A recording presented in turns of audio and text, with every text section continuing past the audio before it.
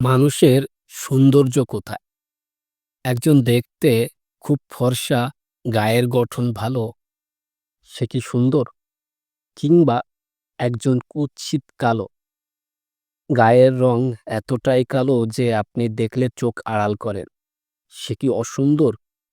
আমি মনে করি মানুষের সৌন্দর্য তৈরি হয় মস্তিষ্কে ও মানসিক চিন্তায়, কারো রূপ কিংবা দেহের গঠনে না।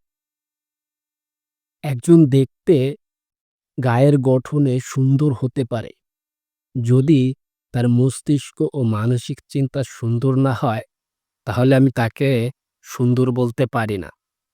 আর একজন দেখতে কুৎসিত কালো, কিন্তু তার মস্তিষ্ক ও মানসিক চিন্তা সুন্দর, তাকে অসুন্দর আমি বলতে পারি না। কাজেই সৌন্দর্য, যার মানসিক চিন্তা ও মস্তিষ্ক সুন্দর, সে প্রকৃত সুন্দর। সেই প্রকৃত সুন্দর মনের মানুষ।